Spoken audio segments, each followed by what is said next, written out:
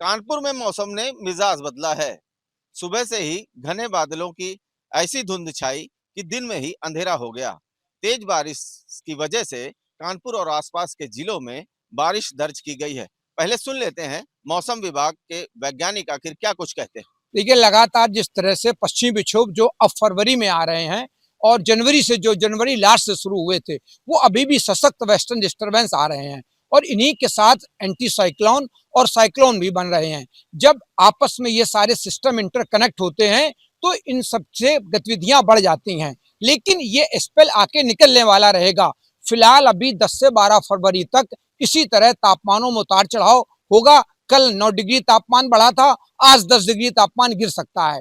तो फिलहाल तापमानों में उतार चढ़ाव के साथ इसी तरह बादलों की आवाजाही बनी रहेगी। बीच बीच में तापमान बढ़ेंगे, फिर तापमान गिरेंगे, क्योंकि लगातार वेस्टर्न डिस्टर्बेंस आ रहे हैं और इन्हीं के साथ पूरे एंटी साइक्लोन, साइक्लोन और ट्रफलाइन भी बन रही है।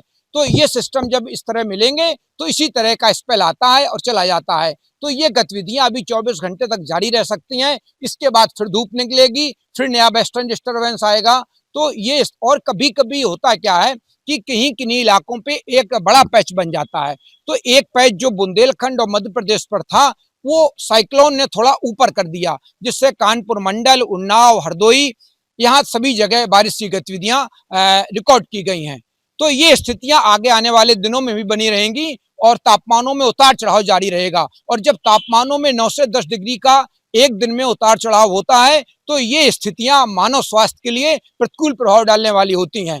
तो लोगों को सलाह दी जाती है कि अभी वो जैकेट और स्वेटर अंदर ना रखें और दिन में तेज धूप हो तो शाम को फिर ठंडक होगी, क्योंकि अभी उत्तर पश्चिमी हवाएं जो नई बर्फबारी लगातार हो रही है ऊंची पहाड़ियों पर, तो फिर वो गंगा के मैदानी भागों में, कानपुर मंडल में और पूरे उत्तर भारत में तापमान गिराएंगी। दिन में धूप भी निकलेगी, लेकिन शाम के समय गलन वाली सर्दी चालू होगी जो सुबह तक बनी रहेगी। तो ये स्थितियां अभी 10 से 12 फरवरी तक बनी रहेंगी।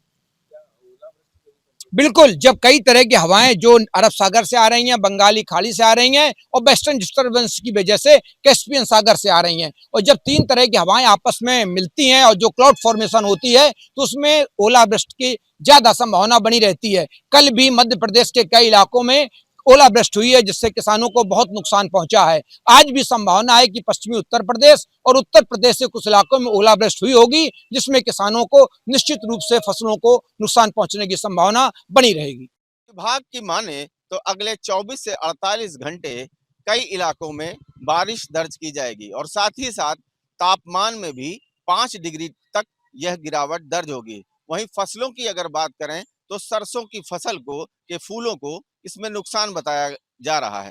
वहीं साथ ही साथ मौसम विभाग ने यह भी कहा है कि अभी लोग अपने स्वेटर को पहन कर रखें, गर्म कपड़ों से बदन को ढक के रखें, क्योंकि अभी ये बदलाव 5 से 7 डिग्री का टेम्परेचर में जो बदलाव है वो मौसम के लिहाज से और ये कहें कि मानव स्वास्थ्य के लिहाज से जो है वो ठीक नहीं है। ऐसे में गर्म कपड़े पहनकर रखना भी जरूरी है।